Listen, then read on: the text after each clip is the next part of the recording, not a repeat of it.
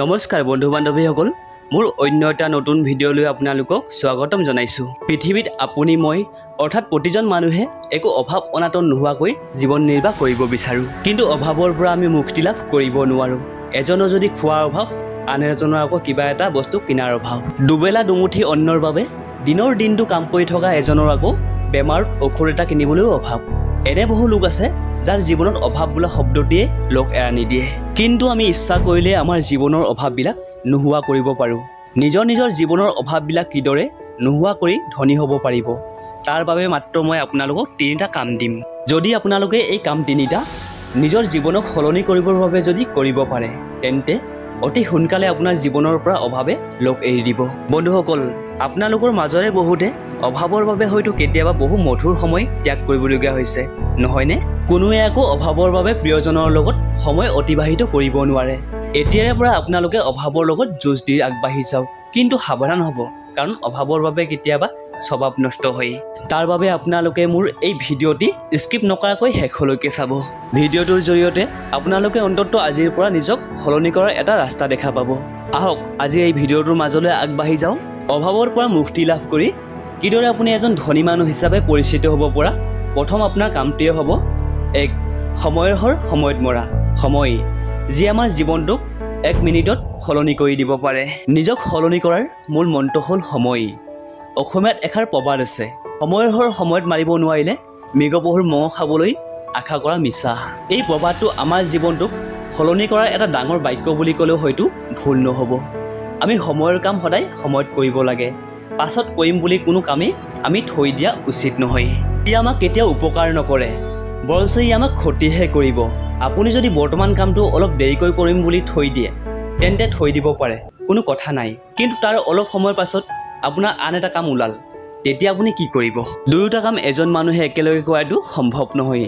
2টা কাম কৰাৰ বাবে আপুনি খৰধৰ কৰিব। খৰধৰ কৰি কাম কৰিলে আপোনাৰ কামত বেমেজালিৰ সৃষ্টি হ'ব, লগতে আপোনাৰ সময়ো বেছি লাগিব।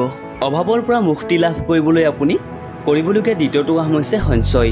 দৰমহাৰ পইচাৰে মাহটো চলিবলৈ যোৱা নমৰে বুলি আক্ষেপ কৰা ব্যক্তিয়েও ভৱিষ্যতৰ বাবে অলপমান হ'লেও টকা জমা কৰি ৰাখে, কিন্তু বৰ্তমানক বঞ্চিত কৰি ভৱিষ্যত সপোন পূৰণৰ বাবে জমা কৰা টকাকেইটা সঠিক কামত প্ৰয়োগ হৈছেনে নাই হোৱা, তাত আমি বেছি গুৰুত্ব দিব লাগে। এনে বহু লোক আছে যিসকলে কাম কৰি ইনকামো সুন্দৰ কৰে, কিন্তু সঞ্চয়ৰ নামত এটকা এটাও ৰাখিব নোৱাৰে। যদিহে কাম কৰি থকা সময়ত কামৰ বিনিময়ত পোৱা টকাকেইটাৰ পৰা অতি কমেও 10ৰ পৰা 20% যদি সঞ্চয় কৰি যায়, সেই টকাকেইটাই আপোনাৰ জীৱনত কিমান ডাঙৰ উপকাৰ কৰিব সেয়া একমাত্ৰ আপুনি সময়ত বুজিব।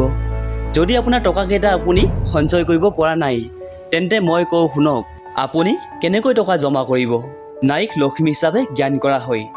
যদি আপুনি এজন বিবাহিত পুৰুষ, তেন্তে আপুনি আপোনাৰ পত্নীক প্ৰতিমাহে কেইটামান টকা তেখেতৰ হাতত জমা দি দিয়ক। কিন্তু টকাকেইটা আপুনি তেখেতৰ হাতত যেতিয়া জমা দিব, তেতিয়া আপোনাৰ পত্নীক কওক যে এই টকাকেইটাৰে তোমাৰ মন পচন্দৰ কেইটামান সামগ্ৰী আনি ল'বা। তেনেদৰে আপুনি পইচা দি আছে।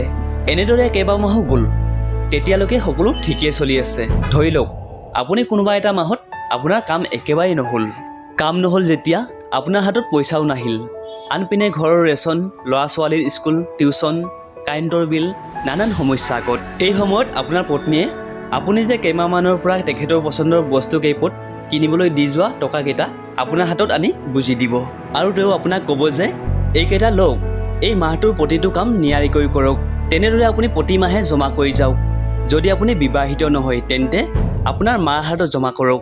কাইলৈ কি হ'ব তাৰ বিষয়ে আমি একো জ্ঞাত নহয়।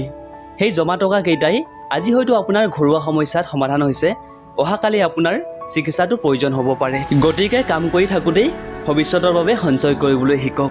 আজি দৰমহাৰ পৰা পোৱা টকাকেইটা যদি 20-30% জমা কৰি আপুনি চলিবলৈ শিকাৰ চেষ্টা কৰে, তেন্তে আপুনি জীৱনত কোনো সমস্যাৰ সন্মুখীন নহয়। অভাৱৰ পৰা মুক্তি পাব পৰা আপোনাৰ 3য়টো কাম হৈছে কৃপণ। মই আপোনাক সেইজন কৃপণ হ'বলৈ কোৱা নাই যিজনে খোৱা এৰি পইচা সঞ্চয়ৰ কথা চিন্তা কৰে। মই আপোনাক সেইজন কৃপণ হ'বলৈ কৈছোঁ যিজনে দৰমহা পইচাকেইটাৰ পৰা ভৱিষ্যতৰ বাবে কম পৰিমাণে হ'লেও কেইটামান সাঁচি ৰাখিব পাৰে।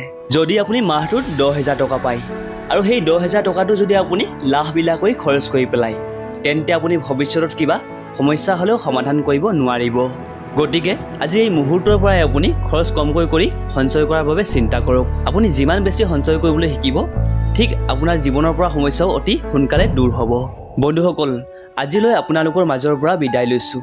শেষত আপোনালোকলৈ এটা অনুৰোধ, যদি ভিডিঅ'টো ভাল পালে তেন্তে লাইক, কমেণ্ট আৰু আপোনাৰ বন্ধুৰ মাজতো শ্বেয়াৰ কৰি দিব। নতুন কোনোবাই ভিডিঅ'টো চাই আছে যদি চেনেলটো ছাবস্ক্ৰাইব কৰি ওচৰতে থকা বেল আইকনটো ক্লিক কৰি দিব, যাতে আহিবলগীয়া নতুন ভিডিঅ'ৰ ন'টিফিকেশ্যন আপুনি আগতীয়াকৈ লাভ কৰে। ধন্যবাদ।